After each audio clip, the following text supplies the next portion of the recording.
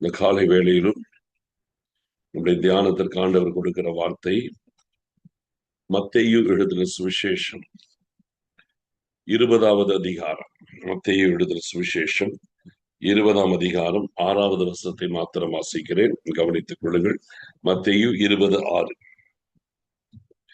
11ஆம் மணி வேளையிலும் அவன் போய் சும்மா நிற்கிற வேறு சிலரை கண்டு, நீங்கள் பகல் முழுவதும் இங்கே சும்மா நிற்கிறது என்ன என்று கேட்டார்.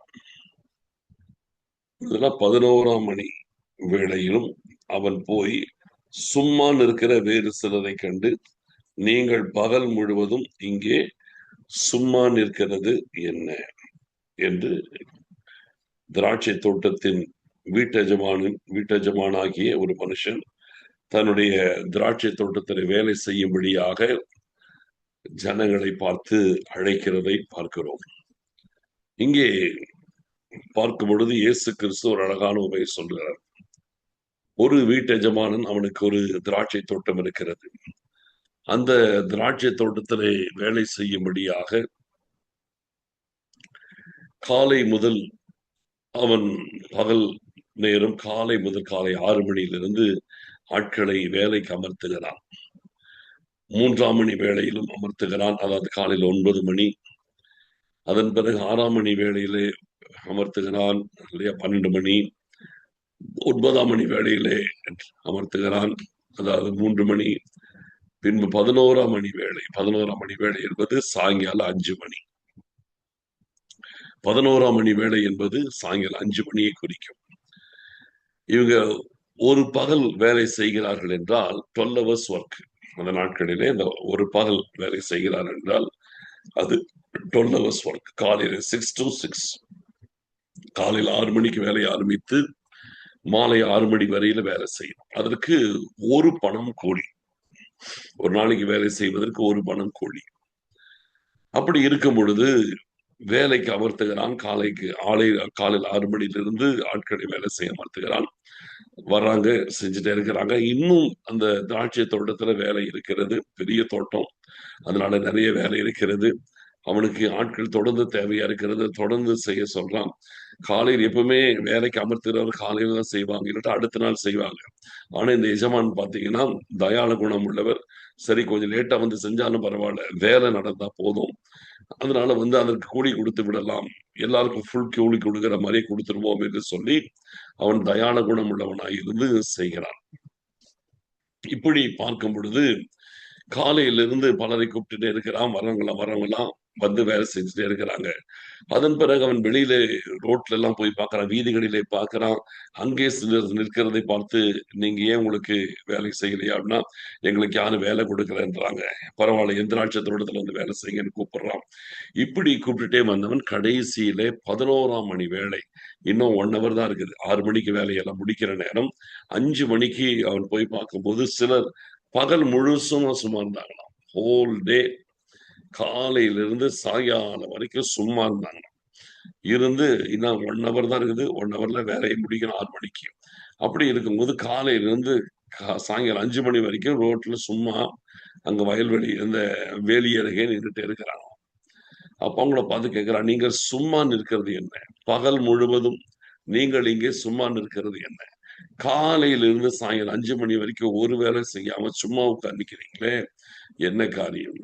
அப்போ அவங்கள, எனக்கு வேலை இல்லை. சரி வா, இந்த 1 மணி நேரமாவது திராட்சை தோட்டத்தில் வேலை செய், அதற்குரிய நியாயமான கூலி நான் தருவேன் என்று சொல்லி அவர்களையும் கூப்பிடுகிறான். அவர்களும் வேலை செய்கிறார்கள். எல்லாருக்கும் அவன் ஒரே விதத்திலே கூலி கொடுக்கிறான். பின்னாலும் பாத்தீங்கன்னா தெரியும். இப்ப ஆண்டவன் நம்மிடத்தில் கேட்கிறது, நீ சும்மா நிற்கிறது என்ன? நீ சும்மா நிற்கிறது என்ன? ஏன் திராட்சை தோட்டத்துல வேலை செய்யாம சும்மா நிக்கிற? திராட்சை தோட்டத்துல வேலை இருக்குதே, எவ்வளவு வேலை இருக்குது, எவ்வளவு காரியங்கள் இருக்கிறதே.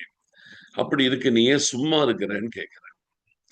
இன்னைக்கு சும்மா இருக்கிறது ஆண்டவருக்கு பிடிக்காது. புரிதலா? சும்மா இருக்கிறதுன்றது ஆண்டவருக்கு பிடிக்காத காரியம். சொல்ல போனா அந்த சோம்பேறிகள், ஆண்டவருக்கு அது பிடிக்கவே பிடிக்காது. சோம்பேறித்தனமா இருக்கிறவங்க, ஒரு வேலை செய்யாம இருக்கிறாங்க. ஆண்டவருக்கு என்று ஒரு வேலை செய்யாது இருக்கிறவங்க, சோம்பேறியாகவே நாட்களை கழித்துக் கொண்டிருக்கிறவங்க, தூங்கி தூங்கி எழுந்திருக்கிறவங்க, சாப்பிடுறது, தூங்குறது, இப்படியே வாழ்க்கையை ஓட்டி கொண்டிருக்கிறவர்கள் எத்தனையோ பேர் இருக்கிறாங்க.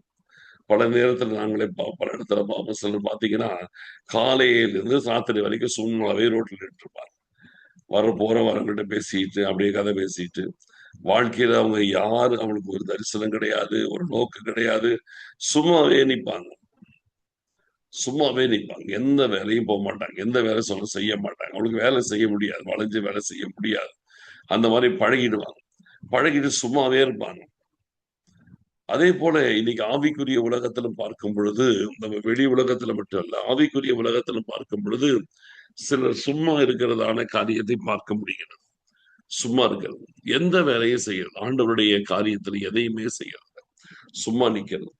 இல்ல. இத கர்த்தர் ஒருபோதும் விரும்புறது கிடையாது. இந்த சும்மா நிக்கிறத கர்த்தர் விரும்புறதே கிடையாது.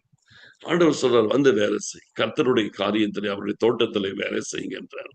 அப்ப இந்த நாட்களிலே உங்கள் வாழ்க்கைய நீங்க யோசிச்சு பார்க்கணும். நம்ம வாழ்க்கைய நம்ம எல்லாருமே யோசிச்சு பார்க்கணும். நான் ஆண்டவருடைய வேலையை எங்கேயாவது செய்யறேனா?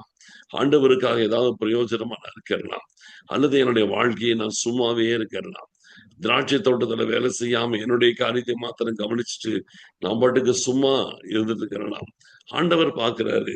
சும்மா இருக்காதீங்க. ஆண்டவருடைய வேலையை செய்யாம சும்மா இருக்காதீங்க. நீங்க சும்மான்னு இருக்கிறது என்ன? நீங்க சும்மான்னு இருக்கிறது என்ன? ஆண்டவருடைய அந்த கேள்வி நம் ஒவ்வொருவருக்கு நேராய் வந்து கொண்டிருக்கிறது. நீ சும்மா இருக்கிறது என்ன? ஏன் சும்மா இருக்கிற? ஒரு காரியத்தை செய்யாம ஏன் சும்மா இருக்கிற? ஆண்டவர் அதுதான் நம்மளை பார்த்து கேட்கிறார். நீ சும்மான்னு இருக்கிறது என்ன? இந்த நாளிலும் கூட நம்முடைய வாழ்க்கையிலே ஒரு தெளிவு இருக்க வேண்டும். நான் ஆண்டவருடைய காரியத்தை எதையாகிலும் செய்ய வேண்டும். ரட்சிக்கப்பட்ட நாம் கண்டிப்பா இந்த ரட்சிப்பின் வேலையை செய்ய வேண்டும். ரட்சிக்கப்பட்டிருக்கிற நாம் நிச்சயமாகவே கர்த்தர் நமக்கு கொடுத்திருக்கிற இந்த ரட்சிப்பின் சுவிசேஷத்தை புறஜாதி ஜனங்களிலே, ஆண்டவரை அறியாத ஜனங்களுக்கு நடுவில் இந்த சுவிசேஷத்தை கொண்டு செல்லுகிறவர்களாய் நாம் இருக்க வேண்டும். அது ரொம்ப முக்கியம். ஆண்டவர் நமக்கு கொடுத்திருக்கிற சுவிசேஷத்தை, இந்த நற்செய்தி அறியாமல் எத்தனை ஜனங்கள் இருக்கிறாங்க. அவர்களுக்கு கொண்டு செல்ல வேண்டும். வியாதியோடு, பிசாசின் போராட்டத்தோடு எவ்வளவு பேர் இருக்கிறாங்க. அவங்களுக்காக நம்ம ஜெபிக்கணும். எத்தனையோ போராட்டத்துல ஜனங்கள் தவித்துக் கொண்டிருக்கிறாங்க. அவங்களுக்காக பாரம் எடுத்து ஜெபிக்கணும். சும்மா இருக்கக்கூடாது.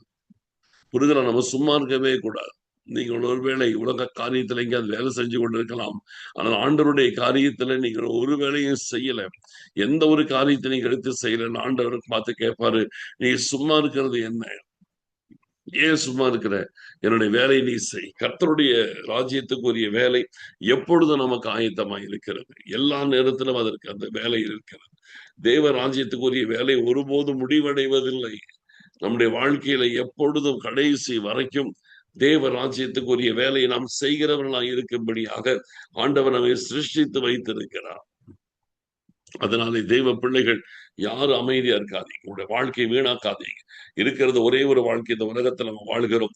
இந்த ஒரு வாழ்க்கையை தேவ ராஜ்யத்திற்கு கட்டுவதற்காக, தேவ நாமத்தின் மகிமைக்காக, தேவ சித்தம் செய்யும்படியாக இந்த வாழ்க்கை, இந்த உலகத்தில் இருக்கிற நம்முடைய வாழ்க்கையை நம்ம ஒழுங்காக நம்ம பயன்படுத்த வேண்டும். எந்த இடத்திலும் நம்முடைய வாழ்க்கையிலே நம்முடைய காலத்தையும் நேரத்தையும் வீணாக்கி விடக்கூடாது. நாட்கள் பொல்லாதவைகளானதால் காலத்தை பிரயோஜனப்படுத்திக் கொள்ளுங்கள் என்று வேதம் சொல்லுகிறது. ஆகையால் நம்முடைய காலத்தை நேரத்தை ஜாக்கிரதையாய் நம்ம பயன்படுத்தணும். கர்த்தருடைய நாமத்தின் மகிமையாய் பயன்படுத்தணும். சத்துரு நம்மை ஆட்கொள்வதற்கு நம்ம ஒருபோதும் விட்டுவிடக் கூடாது. ஆண்டவர் நம்மை நடத்துவதற்கு நம்மை விட்டுக் கொடுக்கணும். இந்த நாளிலும் தேவ சமூகத்திலே கர்த்தருடைய பிள்ளைகளே, ஆண்டவர் நமக்கு சொல்லுகிற ஒரே ஒரு காரியம், நீ சும்மா நிற்கிறது என்ன? நீ சும்மா நிற்கிறது என்ன? ஏன் சும்மா இருக்கிற? ஒரு வேலையும் செய்யாம நீ சும்மா இருக்கிறியே. ஆண்டவர் இந்த இடத்துல அப்படி கேட்கிறார். அதுதான் சொல்றார், நீ சும்மா நிற்கிறது என்ன? அதனால் இந்த நாளிலும் கர்த்தருடைய சமூகத்திலே நம்மை அர்ப்பணித்துக் கொள்வோம். என் வாழ்க்கையில் ஒரு நாளும் நான் சும்மா இருக்க மாட்டேன். என் வாழ்க்கையில் ஒரு நாளில் நான் சும்மாவே இருக்க மாட்டேன். ஏதாவது ஒண்ணு செய்வேன். ஆண்டவருக்காய் ஓடி ஓடி ஏதாவது ஒரு காரியத்தை சொல்லுகிறவனாக இருப்பேன். ஒருவேளை உங்களுடைய வாழ்க்கையில் சொல்லுகிற நீங்க ஜெபிக்கிறதோ, ஆத்துமாக்களுக்கு சுவிசேஷத்தை சொல்லுகிறதோ, அல்லது தேவ ராஜ்யத்திற்குரிய காரியத்திலே நீங்க ஆண்டவருடைய காரியத்தை ஜனங்களுக்கு சொல்வதிலோ நீங்க தயக்கம் காட்டக்கூடாது, தாமதப்படுத்தக்கூடாது. ஆண்டவர் நம்ம எப்படி நடத்துகிறார் அந்த காரியத்தை நம்ம கரெக்டா செய்யணும். தேவ ராஜ்யத்தை கட்டணும். கர்த்தருடைய ராஜ்யத்துல நம்ம கர்த்தருக்காக நம்ம செயல்பட வேண்டும். நம்மை நம்மை கொண்டு கர்த்தர் பெரிய காரியங்களை செய்கிறவராய் இருக்கிறார். அதனால இந்த நாட்களிலும் தெய்வ பிள்ளைகளாகி நீங்களும் நானும் எப்பொழுதுமே ஏதாவது ஒரு விதத்திலே ஆண்டவருடைய காரியத்திலே முற்றிலுமாக உங்களை ஈடுபடுத்திக் கொள்ளுங்கள். ஆண்டவருடைய காரியத்தில் முற்றிலுமாய் உங்களை ஈடுபடுத்திக் கொள்ளுங்கள்.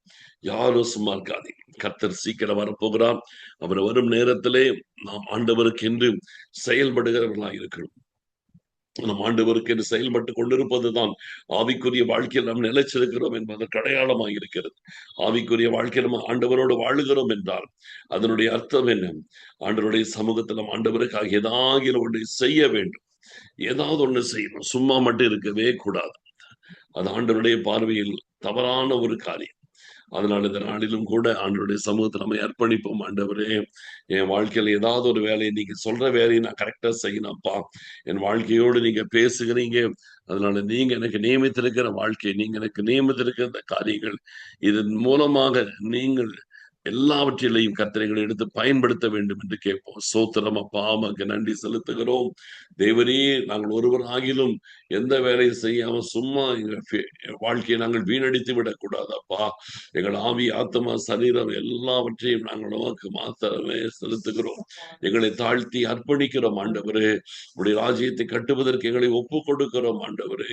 உடைய சித்தத்தினுடைய புறஜாதி ஜனங்களுக்கு ஆண்டவரே உடைய நாமத்தை கொண்டு செல்கிறவர்களாய் கர்த்தர்களை பயன்படுத்துவதற்காக சோத்திரம் அப்பா, சோத்திரம். தாழ்த்தி அர்ப்பணிக்கிறோம். அப்பா, சோத்தரிக்கிறோம், சோத்தரிக்கிறோம், சோத்தரிக்கிறோம். முற்றிலும் ஒப்பு கொடுக்கிறோம் அப்பா. உமக்கு சோத்திரம், துதிக மகிமை யாவற்றையும் நாங்கள் உமக்கு செலுத்துகிறோம். இயேசு கிறிஸ்துவின் மூலம் ஜெபிக்கிறோம் நல்ல பிதாவே. ஆமென். மாமே கர்த்தரை சோத்தரி, என் முழு உள்ளமே அவருடைய பரிசுத்த நாமத்தை சோத்தரி. என் ஆத்மாவே கர்த்தரை சோத்தரி, அவர் செய்த சகல வாரனை மறவாதே. ஆமென்.